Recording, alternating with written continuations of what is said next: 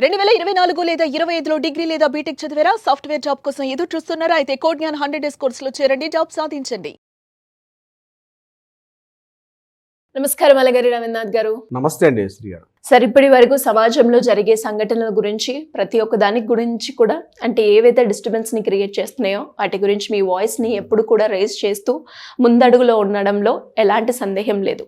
మరి అలాంటిది ఇప్పుడు మనం చూస్తే ప్రజెంట్ తెలంగాణలో జరుగుతున్న ఏదైతే డిస్టర్బెన్స్ ఉందో మార్వడి గో బ్యాక్ అనేది, సడన్ గా ఈ మార్వడి గో బ్యాక్ అనేది రావడం ఎంతవరకు కరెక్ట్ అంటారు? దీని తర్వాత దీని పరిణామం నెక్స్ట్ ఫ్యూచర్ మీద ఎలాంటి ప్రభావం చూపించే అవకాశం ఉందంటారు సార్? శ్రీ గారు, మనం గడిచిన కొద్ది రోజులుగా చూస్తున్న ఒక వారం 10 రోజుల నుంచి హాట్ టాపిక్గా ఉండిపోయింది Marwadi go back. Yes sir. మార్వాడీలు అంటేనే వ్యాపారం చేసుకునే వ్యక్తులు. మనలాంటి హైదరాబాద్లో చూసినట్లయితే సికింద్రాబాద్లో మోండా మార్కెట్ చుట్టుపక్కల కావచ్చు, లేదా మన ఓల్డ్ సిటీ, బేగం బజారు, మొజాంజాహి మార్కెట్, ఈ ప్రాంతాలకు వెళ్ళినట్లయితే మ్యాక్సిమం రోల్స్ ఎవరుంటారంటే ఉప్పు నుంచి, పప్పు నుంచి, బట్టల నుంచి, బంగారం వరకు వాళ్ళు వెళ్ళనటువంటి బిజినెస్ అన్నది లేదు. బహుశా నాకు తెలిసి ఒక 2 వ్యాపారాలు చేయరు వాళ్ళు. మన గౌడ సోదరులు చేసినటువంటి కళ్ళు గీత కార్మికులు చెట్లెక్కి ఈత కళ్ళు తీయడం ఒక పని చేయరు. మన ఏదైతే మత్స్యకారులు ఉన్నటువంటి మన సోదరులు ఎవరైతే ఉన్నారో వాళ్ళు చేసినటువంటి ఆ వృత్తిలోకి బహుశా ప్రవేశించలేదేమో. ఇక చికెన్ షాపులు, మటన్ షాపులు తప్పించి చెప్పుల నుంచి, బట్టల దగ్గర నుంచి, బంగారం దగ్గర నుంచి ఇంకా ఇది అదే లేదు. ప్రతి వ్యాపారంలో ఉంటారు. It's a true. ఒప్పుకున్నా ఒప్పుకోకపోయినా కిరాణా షాపులో మొదలు పెట్టుకుంటే ప్రతి వ్యాపారంలో కూడా మార్వాడి వాళ్ళు ప్రతి రంగంలోకి వెళ్ళిపోయారు. శానిటరీ వేర్ తీసుకున్నా, లేకపోతే ఇంటికి కావాల్సినటువంటి నిత్యావసర వస్తువులు తీసుకోవాలనుకున్నా, ఒక పప్పులు దినుసులు కొనాలన్నా, ప్రతి ఒక్కటి వస్త్ర బిజినెస్, బట్టల వ్యాపారం చేస్తున్నారు, అది వాళ్ళే చేస్తున్నారు. లెహంగాలు తీసుకోండి, శారీస్ తీసుకోండి, ఈరోజు కూడా మార్కెట్లో ఎవరున్నారంటే వాళ్ళే ఉంటారు. అదే చెప్పుల షాపులు తీసుకోండి, వాళ్ళే ఉంటారు. బంగారం షాపులు తీసుకోండి, వాళ్ళే ఉంటారు. మనిషికి కావలసిన నిత్యావసర ఫుడ్, షెల్టర్, క్లాత్ ప్రతి రంగంలో కూడా వాళ్ళు ఎంటర్ అయిపోయారు మనకంటూ సమాజంలో. ఇది కాకుండా నేను ఇప్పుడు చెప్పినటువంటి ఈ రంగాల్లో మాత్రం వాళ్ళు లేరు. ఇప్పుడు నేను చెప్పినటువంటి కళ్ళు గీత కార్మికులుగా కానీ, లేకపోతే చేపల పట్టడం, ఫిషింగ్ సంబంధించి, వీటికి సంబంధించి, అలా విధంగా చికెన్, మటన్ షాపులు, ఈ 3-4 రంగాలకు సంబంధించి తప్ప మిగిలిన ప్రతి సెగ్మెంట్లో కూడా మార్వాడీస్ అన్నది ఒక మార్కుగా వెళ్ళిపోయారు. ఇది ఒక్క హైదరాబాద్లో ఉందా? లేదు, ఎంటైర్ దేశం మొత్తం ఉన్నారు. ఇంకా చెప్పాలంటే ప్రపంచవ్యాప్తంగా కూడా ఉన్నారు. ఈ మార్వాడి ఎవరు వీళ్ళు అసలు? రాజస్థాన్ దగ్గర ఒక చిన్న గ్రామం ఈ మార్వాడి. ఇప్పుడు మనలో ఎలా అయితే బ్రాహ్మిన్స్, ఎస్సీ, ఎస్టీలు, అది ఎలా అయితే మన వర్గీకరణ ఎలా ఉంటుందో, మార్వాడీల్లో కూడా కేటగిరీస్ ఉన్నారండి. చాలామందికి విషయం తెలియదు. వాళ్ళలో కూడా రకరకాల సెగ్మెంట్స్ ఉన్నారు. మనందరం కూడా ఒకే గ్రూపులో పెట్టి వీళ్ళందరూ మార్వాడీస్ అని అంటాం, కానీ వాళ్ళలో కూడా రకరకాల తారతమ్యాలు ఉన్నాయి. వీళ్ళు ఎప్పుడో వచ్చేసారు వ్యాపారానికి. ఈరోజు ఏమైపోయింది, మన తెలంగాణ విషయానికి వచ్చినట్టయితే గ్రామ స్థాయిల్లో కూడా ఎంటర్ అయిపోయారు వాళ్ళు. ప్రతి గ్రామంలో కూడా పచారీ షాపులు, కిరాణా షాపులు, చెప్పుల షాపులు, బంగారం షాపులు, అంటే మనకంటూ ఉన్నటువంటి కుల వృత్తులు ఏవైతే ఉన్నాయో, మన చెప్పుల షాపులు, మన వడ్రంగ కార్మికులు కావచ్చు, మన గోల్డ్ స్మిత్స్, మన కంశాలు చేసేవాళ్ళు, కమ్మరి పనులు చేసేవాళ్ళు, వీళ్ళ కులవృత్తులన్నీ పూర్తిగా అడుగంటిపోయి వాళ్ళు పూర్తిగా మన రంగంలోకి ఎంటర్ అయిపోయారు. ప్రతి ఒక్క ఈరోజు ఏ షాప్కి వెళ్ళాలంటే వాళ్ళే. ఏ విషయం కొనాలంటే కూడా నాట్ ఓన్లీ నేను సిటీ చెప్పట్లేదు, ఈరోజు తెలంగాణ వ్యాప్తంలో నార్త్, సౌత్, ఈస్ట్, వెస్ట్ ఏ ప్రాంతానికి వెళ్ళండి, ప్రతి చోట వాళ్ళ వ్యాపారాలని వాళ్ళు ఏర్పాటు చేసుకున్నారు. రకరకాల కారణాలు కావచ్చు. వ్యాపారం మనం తెలియకుండానే మన లైఫ్ స్టైల్ ఒక భాగస్వామి. మనం ఏ రోజు కూడా వాళ్ళని డిఫరెంట్గా మనం చూడలే. అది తెలంగాణ ప్రజల యొక్క వాళ్ళ జీవన విధానంలో గొప్పతనం. ప్రతి ఒక్కరిని ఆదరించుకోవడం, హక్కును చేర్చుకోవడం, మేము ఉన్నామని చెప్పి ఆప్యాయత చూపించడం తెలంగాణ వ్యక్తుల యొక్క గొప్పతనంగా చెప్పుకోవచ్చు. ఇక్కడ నాట్ ఓన్లీ ఒక మార్వాడీసే కాదు, అనేక రకం. ఇప్పుడు మీరు గుజరాతీ మన ఏరియాకి వెళ్ళి అనుకోండి, తెలంగాణలో అదే కోటికో లేకపోతే అబిడ్స్ ప్రాంతానికి వెళ్తే మొత్తం వాళ్ళే ఉంటారు. ఎప్పుడో వచ్చేసారు, 100 ఏళ్ళ వచ్చేసి వాళ్ళు ఇప్పటికి కూడా వాళ్ళ సంస్కృతి, సంప్రదాయాన్ని వాళ్ళ కాపాడుకుంటూ ఉన్నారు. కానీ ఈ మార్వాడి గోబేక్ అనే నినాదం ఎలా వచ్చింది? దీనికి ప్రధాన కారణం ఏమిటంటే, రీసెంట్గా మనకి సికింద్రాబాద్ మోండా మార్కెట్లో జరిగినటువంటి ఒక చిన్న సంఘటన కార్ పార్కింగ్ దగ్గర వచ్చినటువంటి కిషోర్ రాఠీ అని ఎవరు ఉన్నారు అక్కడ. వాళ్ళ బంగారం షాప్ ఉంది. ఆ గోల్డ్స్, అది ఎప్పుడో 100 years ఓల్డ్ షాప్, అది వాళ్ళ మనవలు అనుకుంటాను. ఆ పార్కింగ్ అడ్డంగా పెట్టి వాళ్ళు లోపలికి వెళ్ళారు. ఇంతలో మన సోదరుడు, ఒక దళిత సోదరుడు ఎవరో అక్కడ కార్ పార్కింగ్ వెళ్తూ అడ్డంగా ఉందని చెప్పి మాట్లాడేటప్పుడు అతడు నీచ్ జాతి అని చెప్పి వాడు, మనకు వీడియోస్ కూడా మనం చూసాం, వాడు జాతిని తీసుకొని తిట్టిన తర్వాత మన పౌరుషం అప్పుల్లో లేచింది. మమ్మల్ని ఇట్లా జాతి పెట్టి తిడతాడా, మనల్ని ఇట్లా ఉద్దేశించి మన కులాన్ని, మన జాతిని పెట్టి తిడతాడా అని చెప్పి అప్పుడు కాస్త రెస్పాండ్ అయ్యారు తెలంగాణ శ్యాము. కొంతమంది దీని మీద పాటలు కూడా రాశారు, వాటిని కూడా పోలీసులు బహిష్కరించారు. ఈ వివాదం పెద్దగా అయింది. వాళ్ళు కూడా కొంతమంది మీడియా ముఖంగా వచ్చి అది ఎవరో ఒక ఇద్దరు వ్యక్తులు చేయడం వల్ల మొత్తం మా మార్వాడి సమాజాన్ని మాకెందుకు మీరు ఇట్లా చేస్తున్నారని చెప్పి వాళ్ళు కూడా కొంతమంది బయటకు వచ్చి మాట్లాడుతుంది. ఏదేమైనప్పటికీ కూడా మన జరిగిన సంఘటన మాత్రం చాలా దురదృష్టకరం. ఆ సోదరుడి మీద అలాంటి సంఘటన జరగకూడదు. ఒకటి, జాత్యహంకారం అన్నది ఎప్పుడైనా జరిగితే ఇట్లాంటి తిరుగుబాట్లు వస్తాయి. ఎప్పుడో జరిగినటువంటి మన విప్లవాలు తీసుకొస్తే ముసలి మన అప్పటి పాత విప్లవాలు, ఫ్రెంచ్ విప్లవాల నుంచి ఎప్పుడో తీసుకొస్తే జాత్య దురహంకారాలే.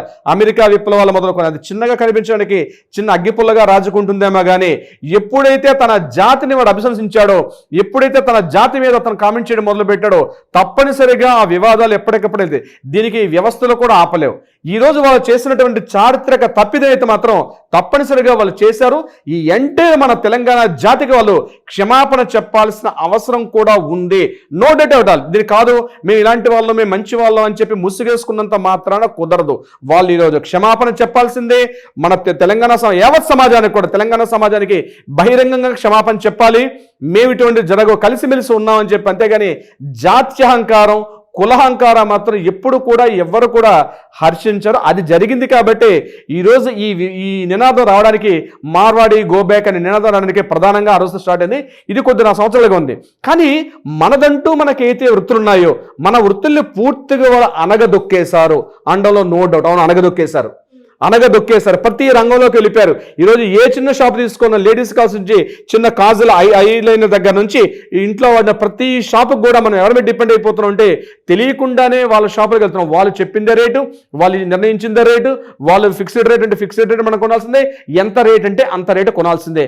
పోనీ వాళ్ళ షాపుల్లో పనిచేసే వాళ్ళు మన తెలంగాణ మన సోదరులు ఎవరు ఉంటారంటే అక్కడ తుడిచేవాటు, పారిశుద్ధ్య కార్మికులు, ఆ బాత్రూమ్లు క్లీన్ చేసే వాళ్ళు కూడా మనకు పోస్ట్ ఇవ్వరు.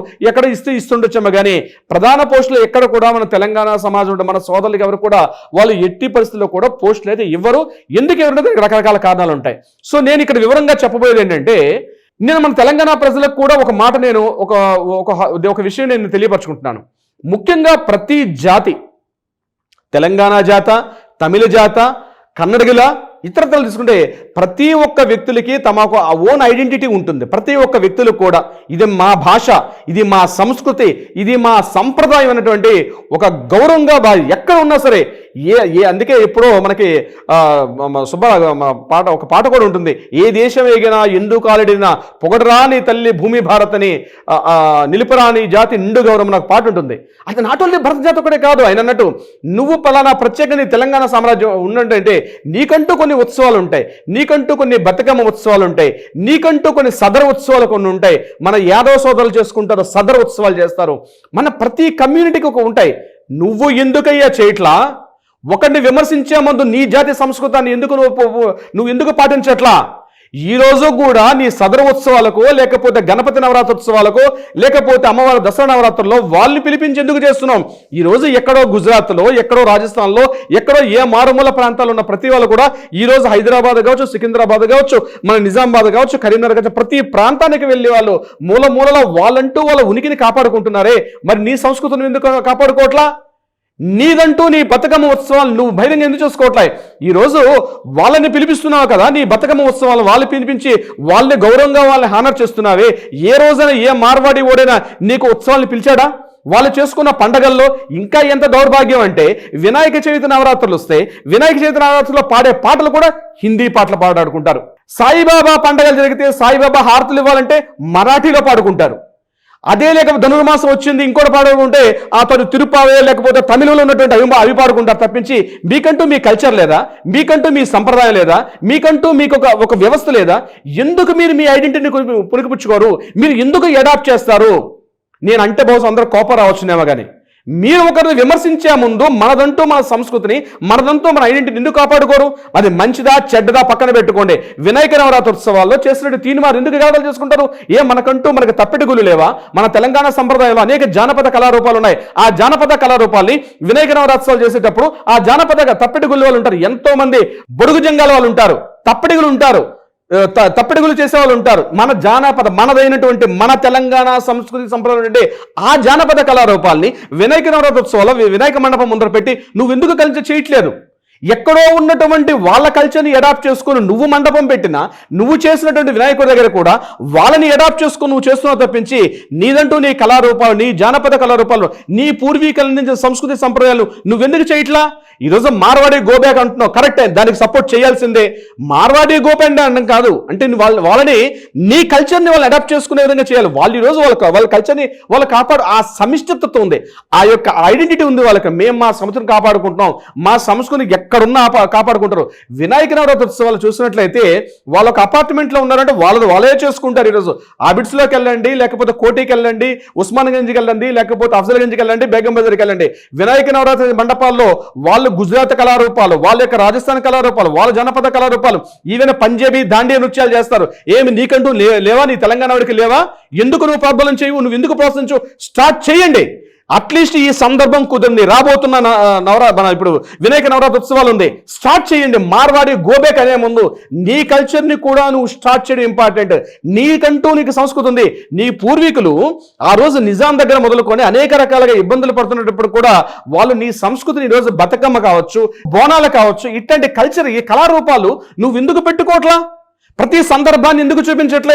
అందంగా శారీ కట్టుకుంటున్నావు, బాగానే ఉంది. ఈరోజు వాళ్ళ షాపుల్లో కొనొద్దనుకుంటున్నావు, ఇది ఎంత కరెక్టా రాంగ్ అనేది మనం వేరేగా ప్రత్యేక వీడియో చేద్దాం. నేను ఒకటే అంటాను, నువ్వు వాళ్ళని మాట్లాడి గోబ్యాక్ అని ముందు you come back your culture. You have to restart your culture, you have to reorganise your culture. నీ సంస్కృతి సంప్రదాయాల్ని రీస్టార్ట్ చేయాల్సిందే. ఇది గుర్తుపెట్టుకో. వాడిని కంబ్యాక్ అనే ముందు మళ్ళీ అట్ ద సేమ్ టైం నువ్వు రీస్టార్ట్ చేయి. వాళ్ళు అక్కడే ఉంటారు, నువ్వు ఇక్కడే ఉంటావు.